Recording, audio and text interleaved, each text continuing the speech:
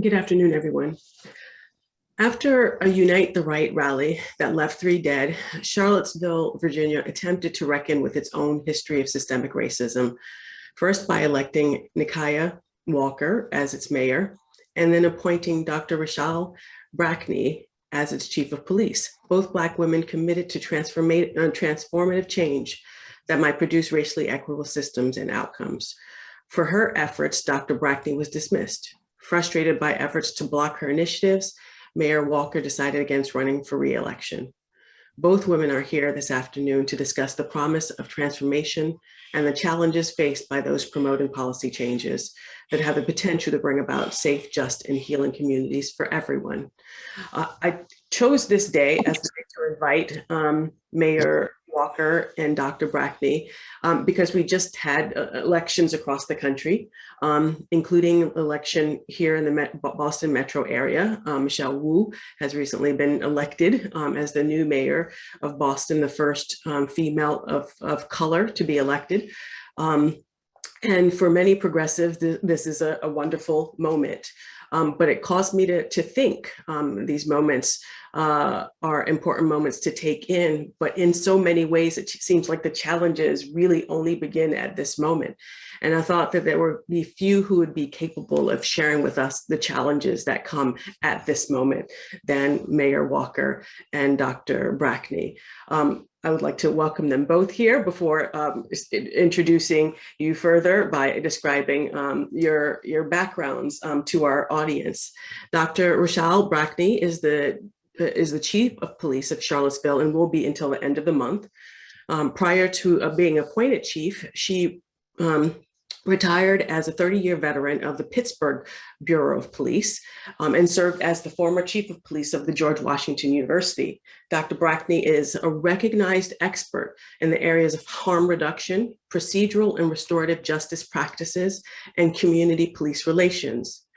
Due to her work in these areas, Dr. Brackney has been elected by the Department of Justice to address bias-based and hate crimes reporting challenges in the nation. In addition, she was selected by the Divided Community Project to join the steering committee and the Vera Institute to serve on their National Steering Committee for Policing Programs. Additionally, as a result of her work in social and racial justice, Dr. Brackney was granted a fellowship to Carnegie Mellon University's Institute for Politics and Strategy, where she specializes in the influence of race on politics and policy. Dr. Brackney earned her bachelor's and master's degree from Carnegie Mellon and a PhD from Robert Morris University. In addition, she has earned numerous professional certifications to include the Command Institute for Police Executives and the Police Executive Research Forum. Dr. Brackney is also a graduate of the FBI National Academy in Quantico, the U.S. Secret Service Dignitary Protection course in Washington, D.C., and Redstone Arsenal Bomb School for Managers in Huntsville, Alabama, and Leadership Pittsburgh, and Leadership Pittsburgh Group. Nikuyah Walker was elected to Charlottesville City Council in November 2017 after years of working as an advocate for racial and social justice. In 2018, she became the city's first Black female mayor after being elected to lead the Charlottesville City Council. Mayor Walker's commitment has been to authentic inclusion, equity, and progress. Her primary goal has been to help create a city that deserves its designation as a world-class city. Mayor Walker was born and raised in Charlottesville and attended Charlottesville City Heights Public Schools. She graduated from its high school in 1998 and then went on to earn a BA from Virginia Commonwealth University. Mayor Walker has spent most of her adult life serving those most oppressed and neglected in this community. She has worked in several nonprofits in Charlottesville as a substance abuse clinician, an HIV prevention educator, a community organizer, and as an employee with the City of Charlottesville in the Parks and Recreation Department. I welcome both Mayor Nikuyah, apparently, I'm Mayor Walker, it's gonna be that way from now on. And also Dr. Brackney, welcome to you both. It's really a pleasure to have you here and to have this conversation in this moment. Thank you both for agreeing to join us. Thanks for having us. Thank you. And it's good to see you, Nikuyah Walker. Yeah, you too. So what we're going to do is we're going to have a conversation between the three of us. I have a set of questions for you. And then afterwards, we're going to open it up for the audience to ask whatever questions they have. I'm sure that they are really curious about, what it takes to bring about transformative change and what are the roadblocks that get in the way of us doing it. There have been a number of moments over the past 18 months or so where we felt like there was real hope for something different. And we've realized over those same 18 months that there are a lot of barriers that can get in our way. And my hope is that we can bring those to the fore and think about those as we move forward. So first, much of the attention focused on Charlottesville these past few years has been as a result of this deadly Unite the Right rally. And more recently, the trial has just begun. I think last week it started. Mayor Walker, please share where you were when this deadly rally unfolded 4 years ago. And as a native of Charlottesville, how did the rally affect you in particular and shape you? And what impact did it have on you later becoming Charlottesville's first female Black mayor? Yeah. So August 12th, 2017, I was out on 4th Street when the car came barreling down into the crowd. I just moved and would have been right in the front had I not been arguing with my father about the direction I wanted to go. And so just by that discussion with him, we had stepped off to the side in front of the building where the memorial is now. And because of that discussion, I was not in harm's way the way that other citizens were that day and at that moment. In terms of, I'm sure that it had, the summer of hate and the increased consciousness that citizens had because of those moments, which I think is something that's unfortunate because people shouldn't have to keep experiencing loss and death for people to understand our humanity. And so, but they did as a result of it. The same fear that Black people live with every day, white people in our community started to live with that summer. And it started to call into question and have them ask questions they don't normally ask, and especially in public settings and out loud. Is this a reflection of me? What is my role in perpetuating the harm, whether silently or very loudly? And they had to start asking themselves some of those questions. I was doing really well before the summer of hate. And by well, I mean, I was honoring the mission that I signed on to running. My campaign slogan was unmasking the illusion. And in every discussion and conversation that I had months before we knew any of the events that would take place during the summer would take place. And I chose that slogan and, challenged Charlottesville to live up to that world-class city status because being a native, I knew that it wasn't. And the attention that all, the summer of hate brought, we Black people in this community lived it every day. And so, I just wanted to make sure that I brought that to the attention of the community during the campaign, even if that was the only role that I played as, campaigning. It was not a guarantee win at any point. I had the unmasking illusion campaign slogan. My colors were red, black, and green. I was very clear about what I was bringing to the table and, always made and stayed true to the promise that I would never compromise my integrity. And that would always be my first mission. So I'm just going to follow up.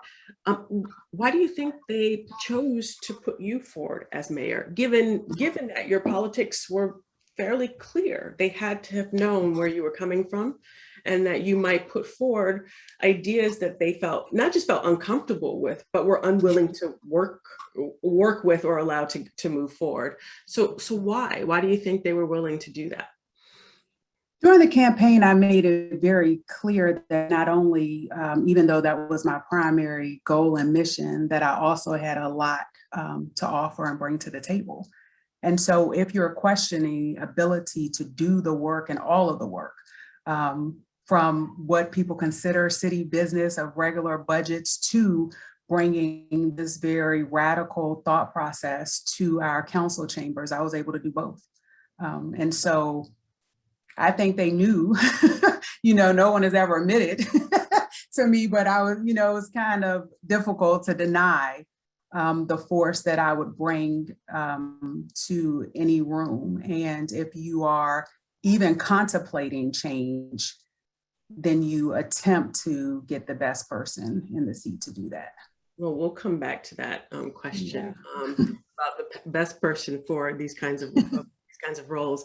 Dr. Brackney, I'm really interested in how the Unite the Right rally, the deaths that emerged, what impact did that have on your decision to accept the role as the police chief?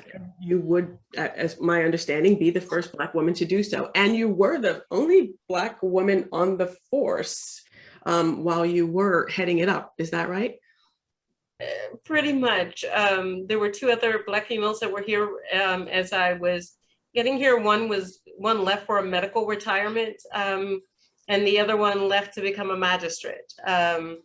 But for the last couple of years, it's been me solo as a Black woman here. And when I leave on November 30th, there will be no others as part of this agency.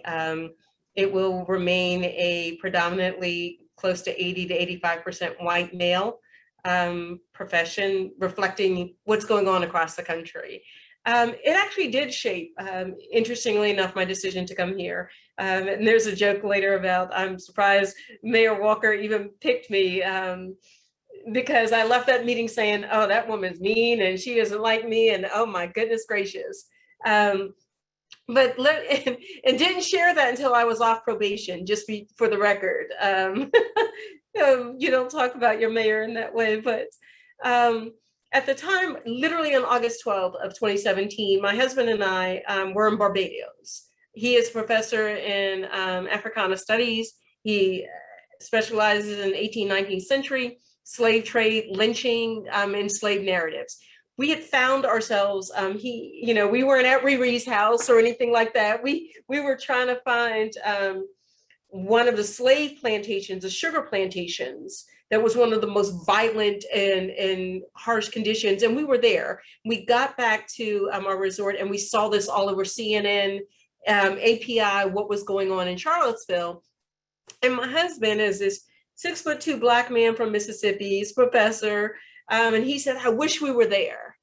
And I said, I don't, because as a 6'2" Black man, all they would see you as a threat and would be targeted either by the police, who I didn't know at the time, or those members who were part of the Unite the Right rally. They're not going to see Professor Wheelock. They're not going to see PhD from Brown. They're going to see scary Black man, and you would likely die under the circumstances.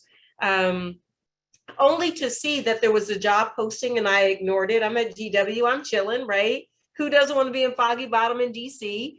And then it passes and then it comes up again. And at that point, I'm, prompted that I can no longer sit in the comfort of a place like George Washington University when these kinds of things are going across the nation around hate and violence and police violence.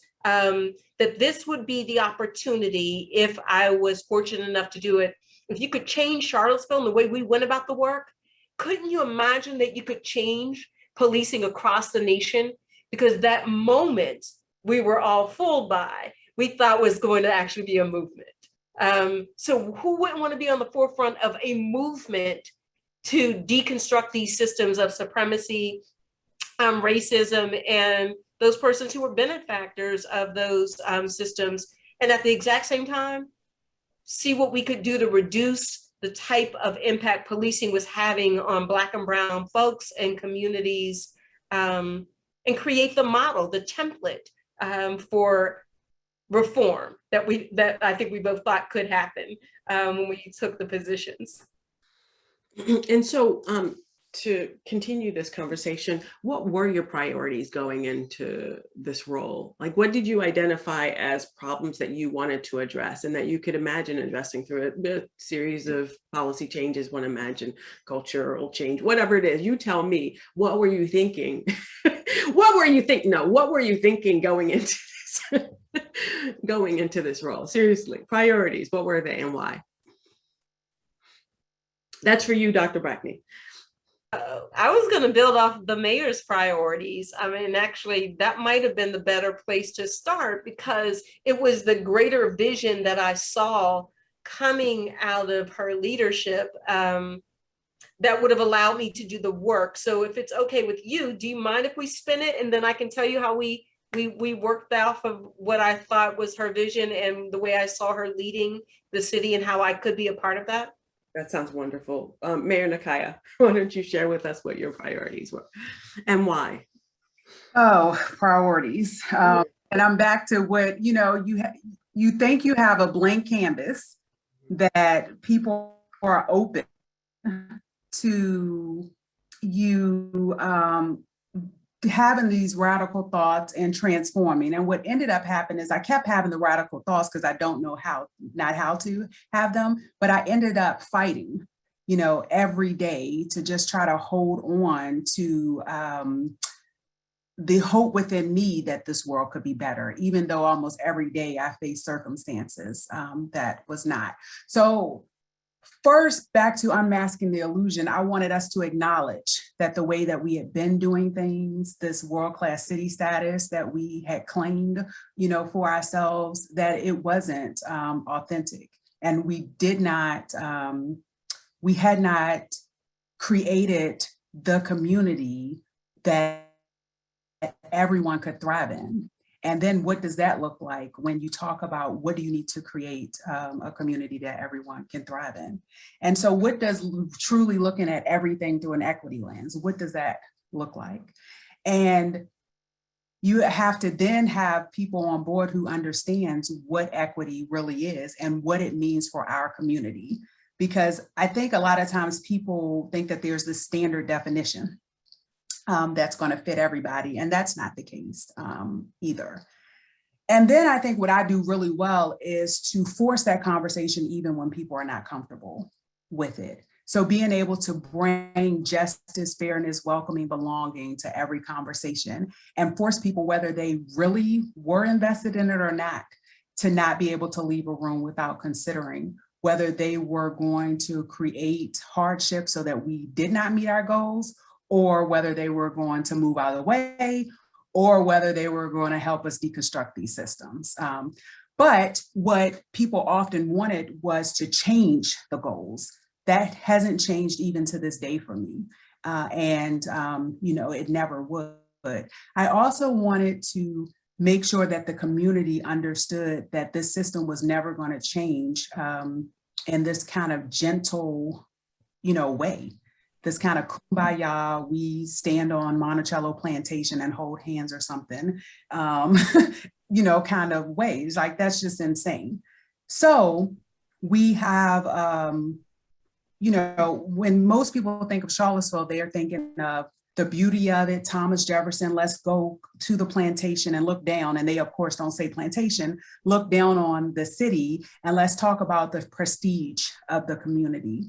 And one of the major things that had to happen was we had to force that conversation to be different. And that conversation was forced in like every way possible, from removing TJ's birthday as a holiday and making us have those conversations. While we were removing it, UVA was saying very firmly, no, we are still very much committed to the legacy of Thomas Jefferson. It was just a really interesting conversation, that was taking place. I also wanted to make sure that the people who were in the rooms had actually been affected by these systems.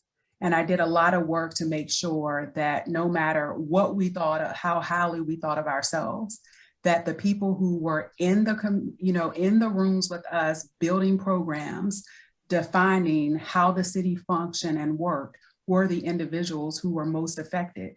And that what had happened in the past, especially in a university town, and where everyone think that they are the it factor, that you had to pull these individuals, give these individuals space to create by starting programs for, that were created by the individuals who were affected by the criminal justice system. So spent a lot of time trying to figure that out. And of course, all the normal stuff that cities do, but trying to figure out how to look at everything through an equity lens. And that, again, is still my mission, but people fought it every day. And just bringing, the transparency. What I found with some of my colleagues, and I don't do that personally, is what goes on in our house stays in our house. So what goes on at City Hall stays in City Hall. That's such an unhealthy place to be. So some of the things that they label as abusive on my part is coming from this very natural place to be willing to have those like Thanksgiving conversations. And I don't celebrate Thanksgiving, but that's just, what I think people understand, having them out in the open, in the public. And one thing that I would say all the time is that the individuals who never even have to come in the room, who are usually white and wealthy, and they get their needs met no matter what, that we have a whole new, a segment of the population who they have now labeled aggressive, a few vocal minority, who are actually the people who are trying to figure out, like, how can we survive in this community? And instead of my colleagues trying to step out of the way and say, so what do we need to do if people feel like this? They place those labels, labels on them. So there isn't an area in the city where I did not have a plan, for change, but, and came in with so many, ideas, especially from my background. I had worked, because I know how to work myself out of a job. So I worked in a lot of nonprofits, from, human services, social services realm, substance abuse. I had done this work where people are usually trying to check out of life because it's so difficult. So I thought we could create a community where people did not need to check out as frequently, knowing that it's not a perfect, a goal that we would ever be able to meet perfectly, but hoping that we would create a community where, everyone could see the beauty of it. When my good friend, Dr. Holly Edwards passed, who's the reason that I ran, at her eulogy, Reverend Brenda Brown Groom said, called Charlottesville the beautiful ugly. And I've been using it since because it's just the thing that stuck with me that day.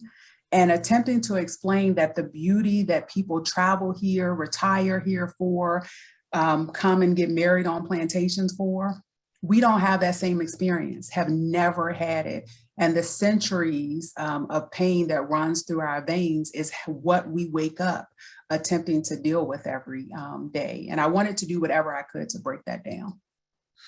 So just by hearing you speak, your values become so clear, and the vision that you had moving forward is also clear. But clarify for me what you were thinking in terms of concrete policies, especially, since this is the program in criminal justice. Let's speak about what you're thinking with regards to the criminal legal system realm. Give me a sense, one or two policies that you might have prioritized with regards to reforming the police or the criminal legal system realm. One thing that, I have three things in my head right now. One thing that I worked on with the Commonwealth Attorney early on was creating a summer internship program, because there's almost no diversity, which is like many Commonwealth Attorney's office around the country. And how do you get people to consider a small community like Charlottesville? Black and brown people are not flocking to Charlottesville.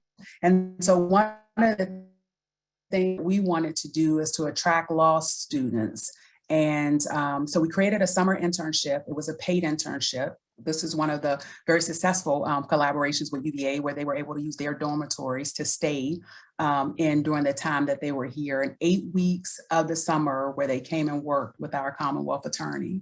And hopefully that would eventually put Charlottesville on either their radar or on their radar enough for them to recommend Charlottesville to a friend when a job, became available, to apply for. So that was one. I started a program, Home to Hope, where we hired 4 individuals from the community who had all been in the criminal justice system. And, a few of them had, been in the system for a lot of years. And they're the people who normally get a gift card or 2 to come and share their experience and all of their ideas. And then you have people who haven't been affected by this system. And in our community, it's typically white women who run nonprofits. They usually get all the information from them, and then they go and try to create a program. So I had to sell counsel on hiring people, giving them that we don't normally hire, paying them as well as we could, which we had changed our base wage to $15, which is insufficient. So we started them out at $18 an hour, and that was like pulling teeth. Like, why would you hire people who have been in jail, prisons? Why would you fight to pay them and to give them benefits? And what they were charged with the task of doing is creating a reentry program from their viewpoint. And from them telling us what they need and for us to support them. And everyone would say, Nikuyah, so what is written down about the program? I said, we're going to hire the people first, and then we're going to create the program. But the gist of the program is, reentry services. And it was really hard for people to understand. We got to get the people on board first for them to create their program, and that is okay. And it's a very successful program run by 4 individuals who they were working at Panera, waitressing at one of the local restaurants. Like, those were the jobs. Only one of them had experience in a job that they enjoyed doing, before. One had worked at Jiffy Lube. It was places like that. And they are now the go-to individuals for a lot of reasons. Sometimes people just want a go-to individual who happens to be Black, and they want to tag on to the new thing, but they are brilliant. And before, people wanted them to convince them, that they're brilliant. And the last thing that came to my mind, and, maybe the chief will talk about her portion of this a little bit more, because I think it delves into her work, but started a group last year, the Reimagining group, where we pulled together individuals from every sector, from the Commonwealth Attorney Office, Chief Brackney, the public defender. A lot of people, when we initially started, they were in the group who had been affected by the criminal justice system, even including some of the people that we had hired for this program. And the other thing that I want to say about the Home to Hope program is that we trained 8 individuals. 1 returned to prison from a new charge, but the other 7 are doing some really amazing things. 4 of them work for us. 1 of them is running basically a division at one of the other local nonprofits here. And another one started a transition home and is working with her mom, which was one of the things we were missing from the community. So just given the opportunity for someone to tell them, no, you can create and build, and you deserve our support, and we're going to give it to you. All of these things came, a lot of just good work came out of it. But the Reimagining group was trying to find points in the criminal justice system that we could influence without waiting for federal or state legislative changes. And so we pulled all the major players, and there are other groups in this community that are doing, that work. But again, we wanted to make sure that the individuals who were affected by the system were guiding us to the policy, creation. And I think the meeting that we had in September was, and I'm thinking about your access right now to finish that, but that's why but, we started, one thing Chief Brackney started doing was looking at officers' discretion. And of course, that's one of the things people started getting up in arms about, because they felt like the narrative that I started hearing is that there are good officers here, and we don't want to create this narrative that it's not, that they are not here, versus there are people who are doing things they should not be doing. And us displaying that, and having a conversation about it, and then her taking whatever disciplinary route that she felt was necessary, should not be the kind of thing that's called a question from doing this work. Right.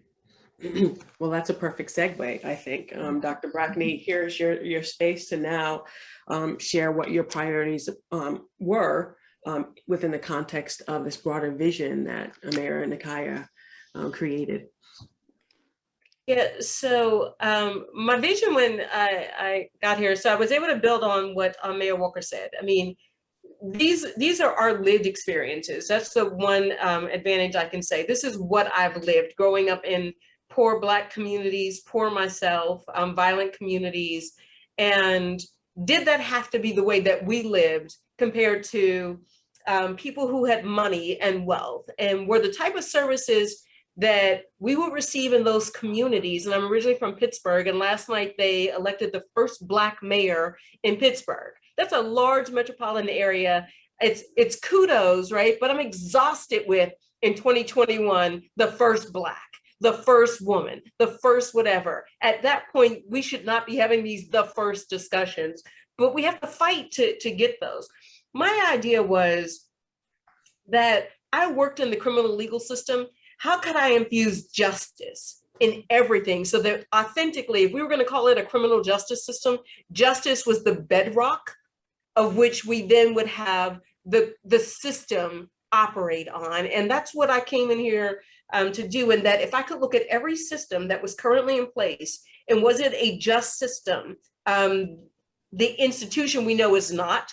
But if the systems that we were going to have to operate in, if the lines I had to color within, and the statutes that I had to operate under, if I could infuse justice into that and give the power from the police department to the community, that would be the real authentic work that could be done, right? That we could move from procedural policing to procedural justice in our policing. And everything I did from that point forward was under that lens and that umbrella. And I literally just started making a list of all the changes that I had made in the last 3 years. And now I can see why they ran me out.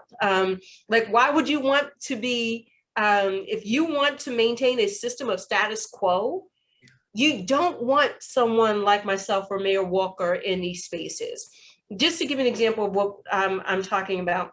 When I first arrived here, my first week is right after the summer after the events of August of 2017 here. I arrived to things like, chants of cops and Klan go hand in hand. Our reserve judgment, back then, I didn't necessarily believe that to be true, because as a Black woman, nobody ever invited me to the Klan meeting. This is before Spike Lee. And honk if you hate the police, out in front of the police station, right? It was that kind of anger, raw anger about the failures of the police department, Charlottesville, regionally, the state, about after August of 2017. So I started saying, how can I infuse transparency, legitimacy, and shift the power from policing to the community so that public safety was a component of community wellness and community well-being. So in order to do that, go ahead. For a second, Dr. Brackney, what does it mean to shift power from the police to the community? What does that look like in action? Can I? And I want to add, jump in there, Mayor. because so how we talk when we're talking. And normally she's like, well, in my head, there's still no police going on. I'm like, well, until we get there. But you also have a community who's really upset. And I think that's important to just talk about. And they don't have any reason to trust Chief Brackney, even though she is a Black woman. And they were, in all the years that I've been paying attention, which has been a lot of years, they did not give her, a break. And she really didn't even start catching a break until after she was fired. And that's one of the things, but I think with us being there together, and again, neither one of us, it was always successful, but when understanding, I would always try to bring it back of why people are saying, doing the chants, cop, go hands in hands, and, the KKK cops, and what are they saying? And trying to remove even with her, challenging her to remove the fact that what work you're trying to do here, but they have no reason to believe or trust that, you're doing that. Right. So I had to do that. Shifting the power meant allowing the community into the police department with full access, full transparency, the ability to examine our policies, the ability to weigh in on our internal affairs cases, our use of force, our response to resistance, our search and seizures, our encounters, like literally inviting them into the community in, right? Because we really are. I mean, we use these taglines about community policing, but all you ever hear is about the blue wall, the thin blue line, the wall of silence, etc. Well, the reason those exist is because we don't invite anybody in. So why would they trust me, right? And Mayor Walker is correct on that. They may trust me individually, but they don't trust the institution. So I don't care who you have sitting there as a figurehead until you show me something different than what I know and what I've experienced. I'm going to be right out in front of your station. Honk if you hate the police. Chief Brackney resigned. By my 7th day, I had been asked to resign. I didn't even know how to find the police station. But let me just tell you the policy changes that started all of these kinds of things, and probably why I don't have a job today. The first thing I did was invite the community in to see what our internal affairs look like. We had nothing coming out of internal affairs. The community was screaming. I did an audit very quickly and found out in 3 years, not a single case had been closed out of internal affairs. I don't know how the heck, I don't know how the heck you have an internal affairs division that has not a single case closed. So put a team together to do certification, accreditation, and closing cases and getting people out the answers. I then started posting all of this on our website. And I don't just mean the data like, oh, we've had 12 complaints this year about, discourtesy. Every case we started listing a summary of the case, when it came in, the charges of the cases, the officer's race and gender, the complainant's race and gender, and the disposition on every single case. And then this year we added corrective action, what corrective action we took in these cases. You were then seeing that we were sustaining almost 40% of our cases. That is unheard of across the nation, right? They average 2 to 3%. If you're good, 10%. And then every use of force or response to resistance, I started putting summaries of the allegations, the time, how we used force, the race and gender, the highest level of force, and whether it was valid. I then started analyzing, the very first things we did was our officer detentions, investigative detention, stop and frisk. I then started posting all of those on our website as early as October of 2018 of every encounter we do, whether it's consensual, officer initiated, the legal outcomes of those encounters, race and gender. And I'm putting all of this out there. All of our charging data every day is posted on our websites. Our policies are posted on our websites. And then you start doing those things externally so that people can be invited in, that if you're ever bored at 3 a.m., look at our policies. If you want to see what's going on, look at our policies. You can hold your communities accountable. And as you were putting justice into this component, my justice was every single thing that we do, everything we do is with a justice and equity component. And I should be able to answer the questions that you don't even know to ask of me. And that's the level of transparency that we were going for. That's the type of legitimacy we were going for. And then the community could decide to trust us. That's how we went about it. And then, to be honest, I started terminating people and demoting people and disciplining people. In the 3 years I've been here, I've terminated 7 officers. I started doing things like trying to get them decertified, demoting officers, transferring them out of places. And when you do those kinds of things, eventually someone's going to come after you. I don't know any department that's our size that can say that they've terminated 7 officers. Yeah, you start making it uncomfortable for people who don't want to do this work.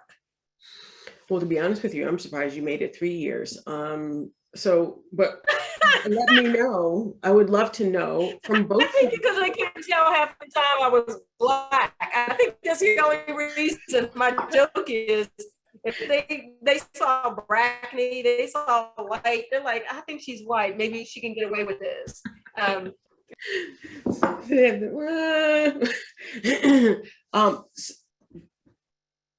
The policies that you both described sound really transformative. Seriously, on a even on the level of addressing the needs of people who are coming back into the community, giving them not just jobs but purpose in life within the context of the community, help giving them the tools so that they can, or actually benefiting from the tools they have to offer so that they can help to make change in this community.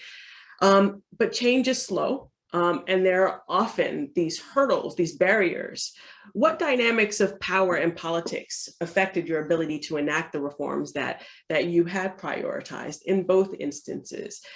Mayor Walker, perhaps you can begin to share with us. So I'll start with, if you elected me to do a thing and that's it. There's no compromising, negotiating, this is the thing that I'm going to get done, or we are all going to be miserable in the process, which was very different. I had worked myself out of jobs before. I was willing to lose, and you can fill in the blank after that, whatever that was, I'm willing to lose it. Because it's that important. One of the things I wrote this morning, goal, that's it. And you don't get to determine what liberation means for us and for the people who've been affected by these systems. We get to determine, they get to determine, and that is it. And so what that meant is that in a very political community, and one of the wealthiest communities in the country, people who are normally able to influence could not do it with me. They couldn't influence what I would say.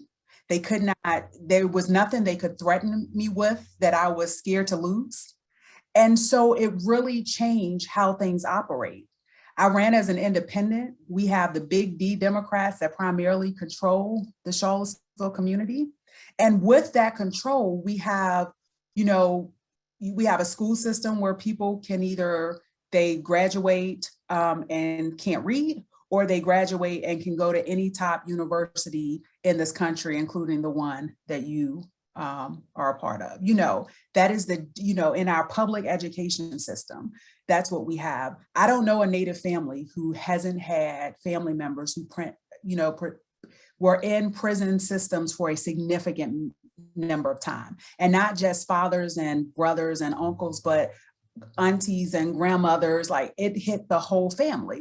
And so we have a major wealth gap. We have a large percentage of people still getting, being displaced from the area. So we have all of those things happening under like Democratic primary leadership. And so then, we get to our governor's race, as a part of this discussion. Who knows how to truly move out of the way to let liberation actually happen, and not us coming to you to beg for you to agree with us. And so that's what I have been able to do over the past 1,400 and some odd days, is force that conversation, whether people were comfortable with it or not. And oh my goodness, that is not something anybody expected or was used to. And I guess at some point people normally fold, and they were expecting that to happen, or for me to just be, exhausted. And whether it's just me and all of my colleagues, the other 4 of them, or me and the entire community in a public space, if something needs to be said, I feel comfortable saying it. And so what happened is what generally happens. They started having meetings that I wasn't a part of. They started trying to influence policy and change behind, closed doors. Chief Brackney firing 2 of my colleagues definitely knew. 3 of them, I can't say with 100% certainty when she came into the equation, but they fired her, okayed it, and then called me and told me that she had been fired. And those are the type of things that happens here. I spent some time twice, but the last time was in December, fighting,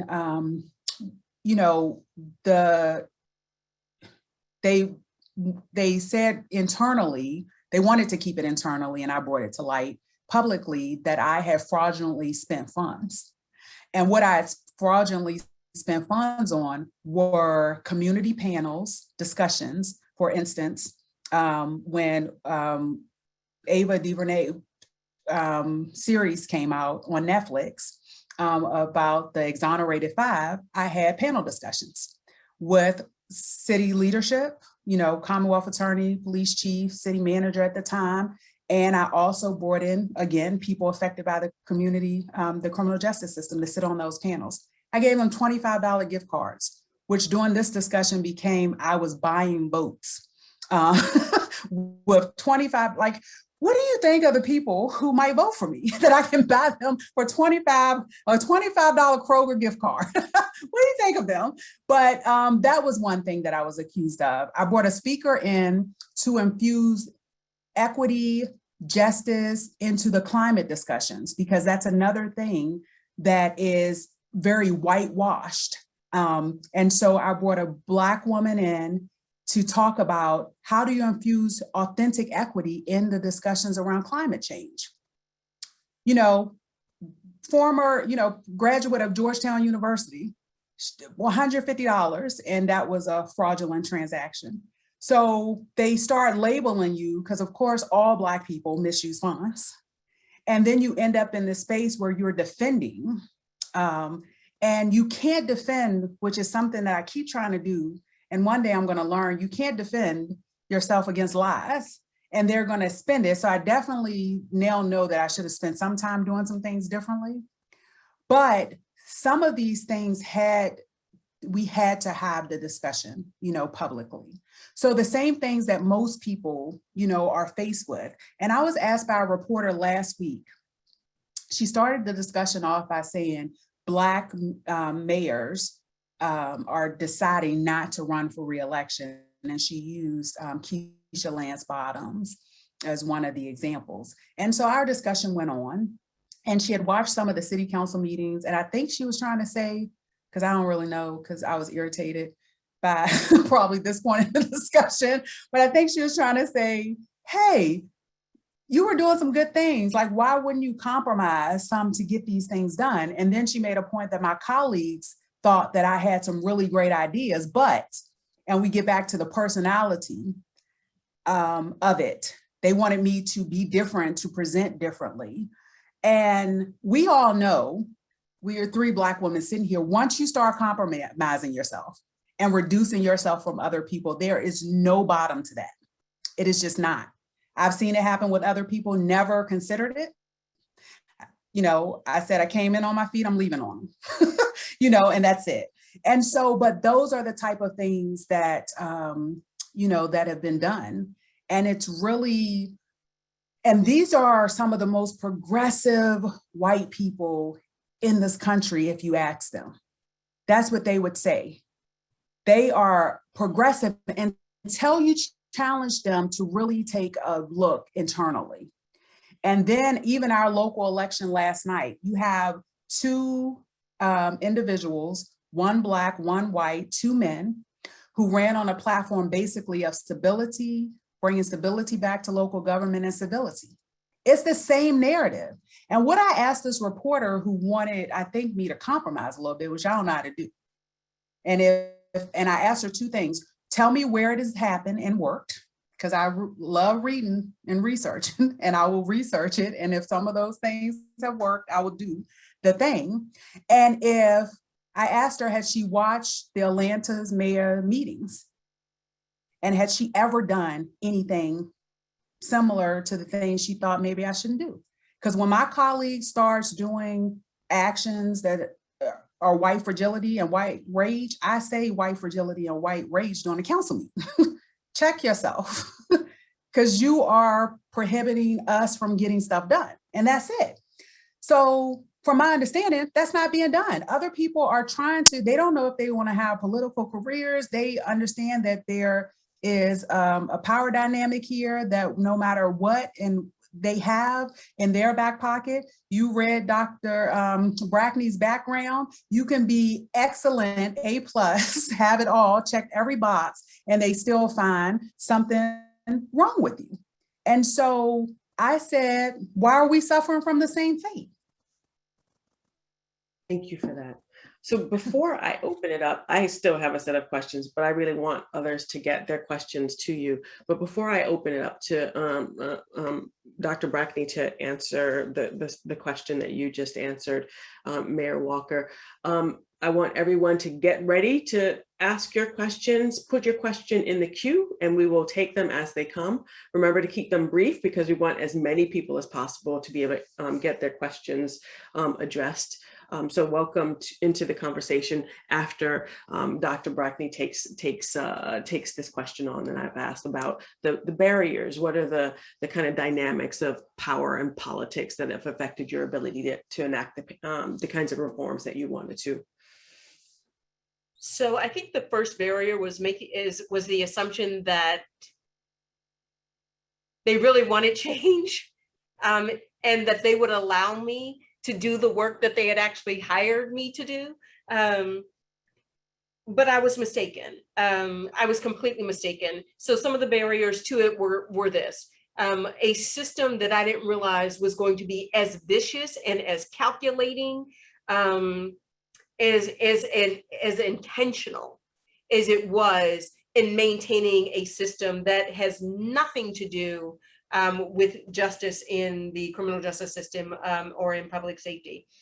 The barriers were much like Mayor Walker experienced. I didn't realize the plotting that was going on.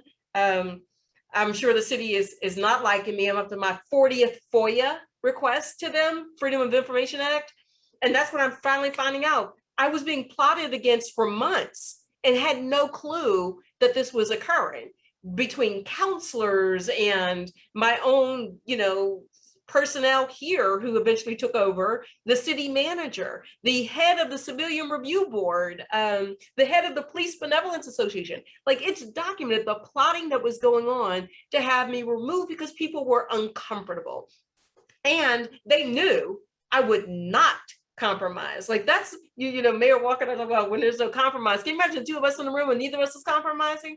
Like, the good thing about it is like, I wasn't going to back down off of these systems, right? If we were talking about dismantling a system of supremacy or, reimagining or reform or whatever it is, at that part, I thought it could occur. The barrier now is, or the change or the shift for me is, I am no longer a believer that the criminal legal system can be reformed. It has to be completely dismantled and you reform the individuals that are in it. Or if you claim you believe in rehabilitation when we incarcerate people, then rehabilitate the officers that are in it. Hold yourself to the same standards that you claim will happen in this very punitive criminal system that we have. So some of the barriers were not understanding the system that I was operating in, the lengths that people would go to maintain a system that oppresses, that inflicts intentional pain, is punitive in the way in which it goes about policing. I just did not think that was her. And the barrier is, I really thought Charlottesville was the place, right? All eyes were on them. Like Tupac was like, all eyes on me. We should be doing this right.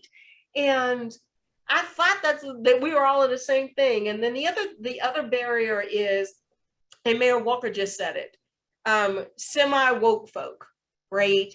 Semi-woke, who think because they're in a moment that they are a part of a movement. And all of that capital and resources are just being wasted on slacktivism. Like, yep, I just hit tweet. Yep, we good, boo, I'm in. Look at me. And that is not true, right? The commitment goes no further than, my likes on my Instagram, and they're not willing to lose anything. They're not willing to, their protest is not authentic. What are you willing to lose? When I tell people, what kind of knee are you really willing to take? That tells me everything I need to know about you. What kind of knee are you taking? Faux woke. Miss Nan Whitfield, thank you so much for that. Faux woke. And I think, talking about that plotting for months, what happened was that we had a local congregation who thought that racial profiling had occurred, that hadn't occurred, and the account that they gave, they didn't witness. And so when the chief called them out after taking hits for months from the public for her and her officers to leave, because we're right, this is the summer, what month was this? This was after George Floyd was executed. So that's the background. The whole country is in an uproar. And this pastor and a congregation member from this local church tells a story that turns out not to be authentic. It's not true. So Chief Brackney challenges that, does a press conference because of all of the heat that her and her officers took on it. So again, you hear that, taking care of the officers, not letting people falsely, she wasn't there. So if she had just, administered discipline in some way, it wasn't going to be her. But really doing a thorough investigation, her and the IA team looking at the facts, presenting them, but she did it publicly. Mm-hmm. And she called them out. And she said, the same thing that you've been asking us to apologize or resign, and challenged them to do it. Mm-hmm. You apologize for, this ma'am you created. Mm-hmm. And that was what put her on the radar in ways that other things did not. And again, the history of the church and the role that they played is what I challenged this community to look at just a few weeks ago. And talked about, visiting Ghana and the church being in the middle of the same castle that they used to hold our people in dungeons beneath. Look at the role that you're playing. Not one person has ever apologized for the role, but she ended up being targeted by some of the wealthiest members of the community, making it to their hit list because she had the audacity to call them out publicly and say that they weren't telling the truth. Okay, so let's open it up to questions. It looks like Danielle Bird is up first. Danielle, would you like to ask your question? Sure.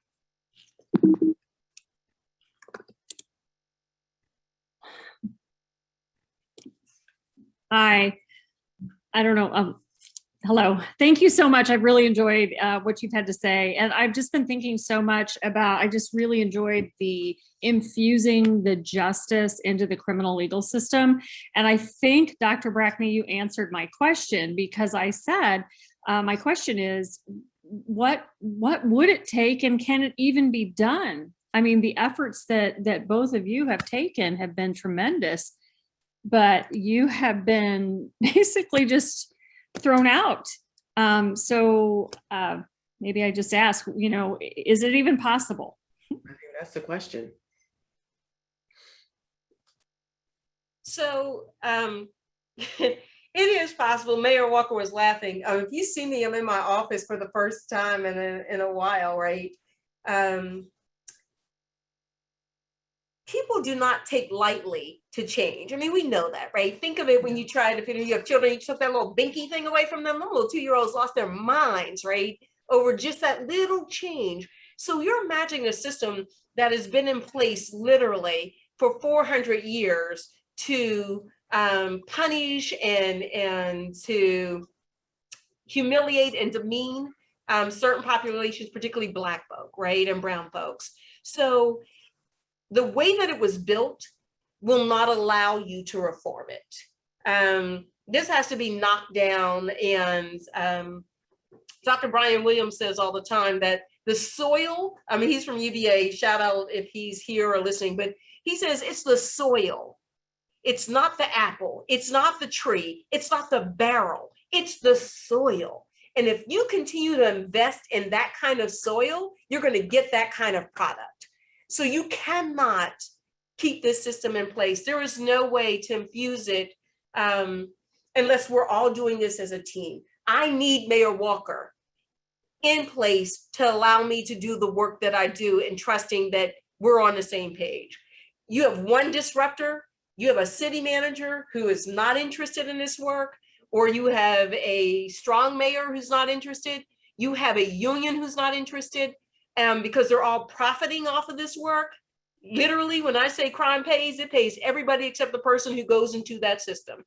If you have people profiting off of that and you make this a profit-driven system and institution, and that supremacy is based on race and money, capitalism, you cannot reform this system. So, but that doesn't mean we give up, because both of us leaving means somebody's going to sit in this seat. Somebody's going to sit in this seat. Someone's going to sit in her seat. The scary part is who and how do we respond when we're both noticeably absent from the seats, probably not noticeably absent from the conversation and the movements, right? This isn't new to either one of us. We didn't just start this work when she became mayor and I became chief here.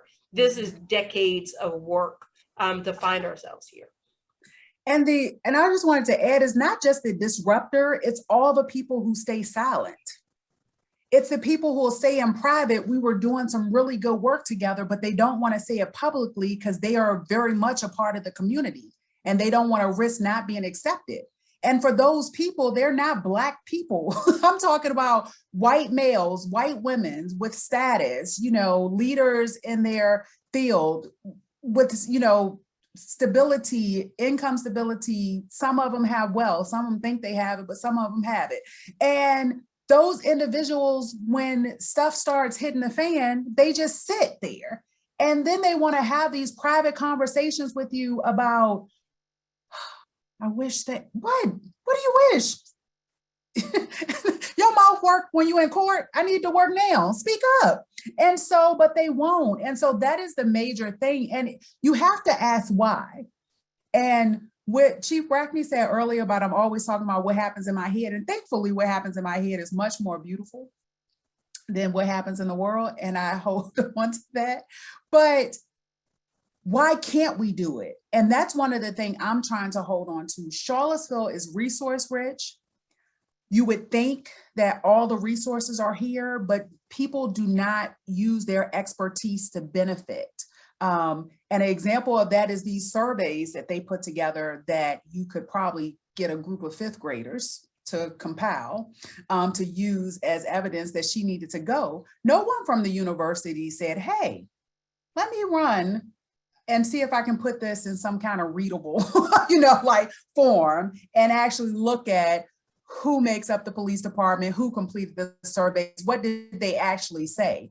And if you ask my colleagues or the city manager who led the efforts to fire her, or her second in command, who led the efforts to get her fired, who she supported, very much, they couldn't tell you what's in those surveys.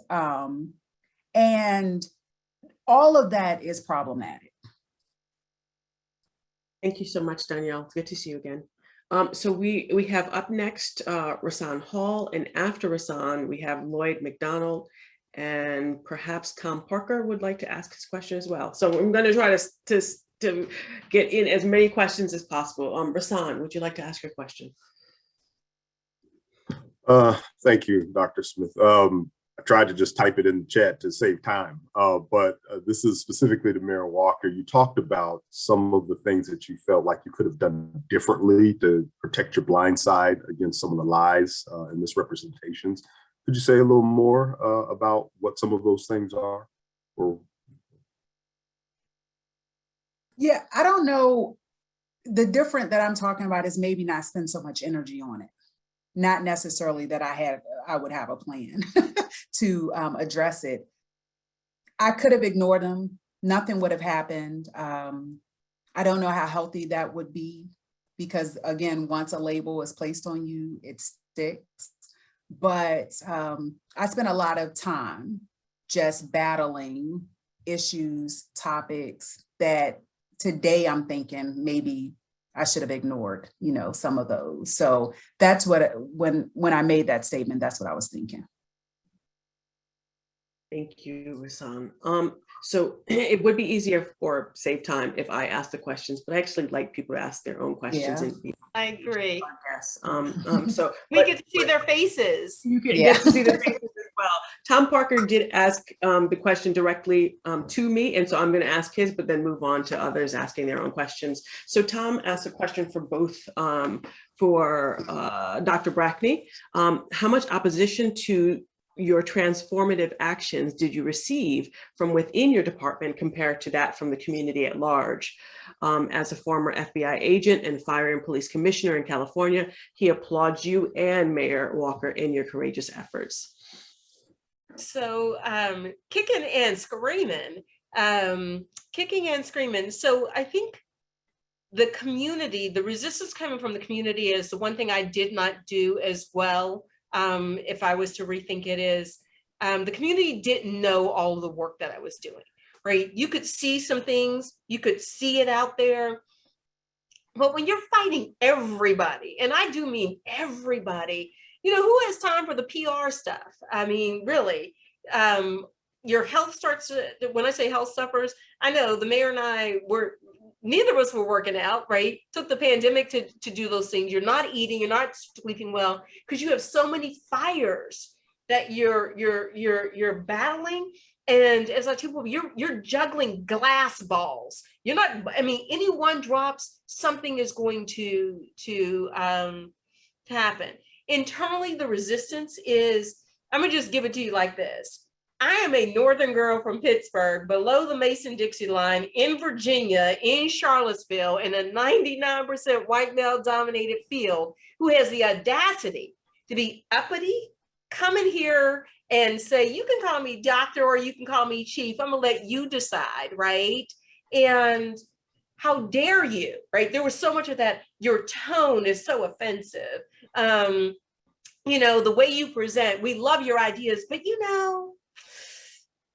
kind of scary. I think you're going to, I'm like, I'm 5'7", 135, right?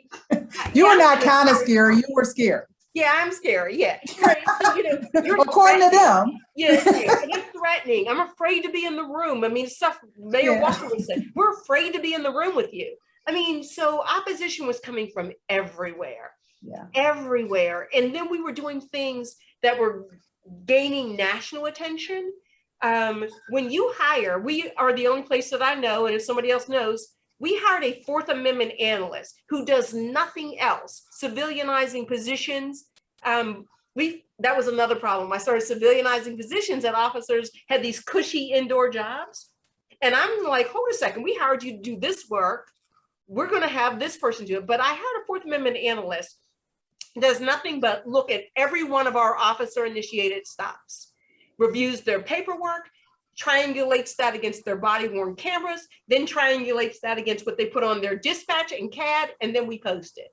Now, when you even start talking triangulation in a police department and you're trying to put some research behind it, like, what is that, right? So I started bringing these models that they thought were like, academic. And but that's what we deserve. We're a profession, and they deserve that. So pushback came from every level. When you start holding people and the fear that brings, right? When you now can't hide anything because at any moment someone is looking at what you said you did versus what you actually did. Right. The person is going to take very seriously if you did something you shouldn't have done versus is good old boy networks swept under the rug, pat you on, just don't do it again. You don't get that luxury with her. And that was the fear behind that was one of the, reasons. There's a whole long list, but that was one of the reasons they didn't want her there. Right. And Dr. Smith, it goes even a little bit one step further, and Mayor Walker, and we haven't hit on that. It got to the point, literally, and we uncovered in the recent investigation, they were threatening, they were texting each other to just take me out and let God sort it out. They were texting that, just take her out, or we'll play her game long enough. We'll play her game long enough, because they know the pendulum swings, right? And it does. We'll get through this George Floyd moment because we know we're going to get back to the law and order, and crime's going to go back up, and they're going to need us again. So when you talk resistance, we're talking the type of resistance that literally, I was saying to the mayor, I want you to have an alarm in your home. I want you to have cameras in your home. I want police. And she didn't even want to, don't bring them police around me. I want. No, not in my house. They can walk around outside and give me. Yeah, I mean, report, I'm telling my husband, don't open the door. If you see a white, skinny, tall dude looking like this, I'm bringing pictures home of officers that I know are texting that they're going to threaten me, that they want to take me out and let God sort it out. And that's what I'm living with every day, that I'm carrying a gun out of my police station, not because of what's going on in the community, but I'm like, if we're going down, we're going down. And it's the police I was worried about. Okay, that was deep. So next up is Valerie Lemmy. Valerie, would you like to ask your question? Thank you very much. I appreciate, ladies, everything that you've had to say. It's also very frightening and very humbling. And as a trained public administrator, I would suggest that these are conversations that need to be held, particularly with people of color, so that they understand what they're going to be up against when they try to really change the order of things, and do it at a level, Chief, that you attempted to do it, and do it in the way that you did it: transparent, academic, something that couldn't be challenged and questioned on its face. So I want to understand that the professional city manager that is certified by an association to be able to practice as a city manager hired you for the job, I'm going to assume, Chief. Was he not there for you? Did he not support you, Mayor? He is supposed to be supporting the agenda of the mayor and council. Was he not there? And then he left. Was it because of the pushback, his lack of support for you, that caused him to feel he had to step down? So we are now about to have what, our fifth city manager? Is sixth? Okay, six. We've had some major changes in city leadership. The city manager who was part of the team that hired Chief Brackney supported her and supported, her vision. And maybe she's received some support from another one of the interim city managers, but the other, and we thought that she was supported by one of the other interim city managers, and have since learned that that wasn't necessarily the case. And there were two people we hired as city managers who just did not support her. And so that's part of the challenge too, the culture of an agency. And Charlottesville is a very wealthy community, so the majority of our employees don't live in the community because they can't afford to live here. The surrounding counties are not even pretending that they are as progressive or liberal as Charlottesville pretends to be. And so you have a lot of employees who get to come to work and then leave home, go back home, and during the pandemic didn't have to leave home, who have the culture of their community that they're able to hold on to. And with so much division, one thing that we haven't done the entire time I've been here was to change the culture of this agency. And employees use that. When they don't get their way, when they don't get what they want, they use that. So they pit, administrators against counselors against each other. And we all have, our agendas. And so if something that's being said fits those agendas, then I saw where my colleagues use that. And you can't change things when when everyone's not on the same page. And one of the things that I said to the last city manager was it's that, you know, the one band, one sound. We're on a field, and when the drums are supposed to be playing and the tubas are supposed to be silent, the tubas are just blasting away.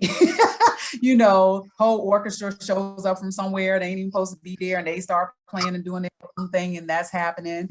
And, you know, the choir is singing and it's a whole nother song, different genre and everything. That's what's been going on in Charlottesville. And so people are exhausted, but some of those people are the problem. And some people are rightfully exhausted because it's been a very toxic environment. Well, I want to thank you. And Chief, we've invited you to the Kettering Foundation with a group of police chiefs to talk about innovation. And our focus of that work is external. What can they do in the community to build trust? And you've got a lot to say, and I hope that you will, when we are healthy and traveling and meeting in person, you'll be able to come and share more of your work and experience, both of you, at the Kettering Foundation. So thank you very much. I really do appreciate the time today. And Sandra, your willingness to bring these two women together who have such an important message for us in public administration. Thank you so much, Valerie. Thank you, Valerie. And yes, Dr. Williams extended that. And I also do work with Kettering with the Divided Community Project out of Ohio State. So as one of our funders, so familiar with your work, and I'm looking forward to that discussion later this year. So we are out of time, but I'm wondering if I could ask you both one more question to hold on to for just a little bit longer. And I'm sure that our community members would appreciate this. What's next? Someone I think wrote in the chat, I hope you're not just going to drop the mic and walk off. What does it mean that you both will be leaving these positions or have left these positions? What comes next? Because, you know, we need women like you in the world. Well, I am exhausted. I'm trying to close out. I think most people drop the ball when people don't want them around, but I am still doing everything that I told people and promised people I would do. And so I'm still working, I'm still busy, and I haven't had a day off. Even when I plan days off, I'm not working, you know, 12 hours, I'm only working 7 hours, you know. So I'm just looking forward to first resting. And then I, you know, hopefully will be able to figure out what next steps are after I can sleep a full night without, because that's one thing I learned about myself. And to answer the what do I need to do differently, this work is never done and I don't know how to turn off. And I kept trying to do it all and it just doesn't work. And I'm completely exhausted, completely neglecting myself, have some regrets around family. I lost my grandmother last year and I hadn't spent a lot of time, just pure, you know, time with her. And I can't undo that. So those type of things I have to, you know, live with, but I'm sure my family will appreciate me, you know, spending some time, you know, with them. But I think I have 58 days left and rest. And I know that I have done this work my whole life.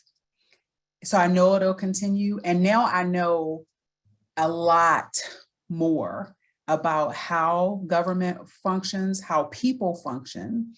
And I pay attention to everything. As passionate as I am about reform, I read the water report. You know, I wanted to, you know, infuse equity into that, you know, area. I did not leave any stone unturned. And so I have a lot of options based on, you know, how these past, you know, 3, almost 4 years have gone. And so, but I know that we need to continue and that it's important work. And I don't do a lot of speaking engagements. I do not like them. But when I do them, people are always talking about how the work is helping them. The work we're doing is helping them do their work better. And so I know I can't keep all of this to myself. And Dr. Brackney. Yeah, she's so amazing.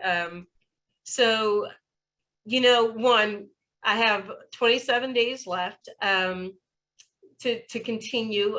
Still working regardless of The joke, the humiliations, the things they've done, locked me out of my building. I have to get permission from my assistant to come in, be escorted. My security, everything's been revoked. Been told that I have no law enforcement reasons. I mean, it's just been, so I'm still processing just the viciousness of the way in which they did this, and the continued ways in which they want to degrade and demean me until this process is over for terminating my contract without cause. But what is next? Much like Mayor Walker, I think this is the time for me to really think about how to be intentional about the work that I'm going to do next, and how can I be most impactful. And that may mean doing things at a very different level in a very different way than what I've done over the past 37 years now that I've been doing policing and law enforcement. I do know that I am started thinking about this, writing a book. I've already titled it The Bruising of America, When Black, White, and Blue Collide, and the impact of all of the things that occur. And I think next steps for me are very similar to Mayor Walker, just really thinking about how we'll be intentional with ourselves to be healthier. I mean, I gave up running and all these other things, right? Because you're running and doing everything else. And, you know, I'm about to hit 60 next year. Somebody said, don't drop that mic. You lucky I can hold on to this mic, boo, after all these years. But I think the next things for me are just a little bit of care and intentionality so that we can refresh and not walk away from the work, because then they win. The systems win, the institutions win, and the losses that occur, you know, ultimately, I know Mayor Walker will be fine. Dr. Smith, you'll be fine. People who are on this will be fine. But if we don't do something next collectively, there are so many people who will not be. Well, I kind of hate to end it on that specific note, but I so appreciate your words, both of your wisdom. Thank you so much for joining us and for sharing with us about your experiences, what you've learned from these, what we should take away from it as we think about change in our own communities. So appreciate you both. And I hope that this is not the last time we see each other. Good luck.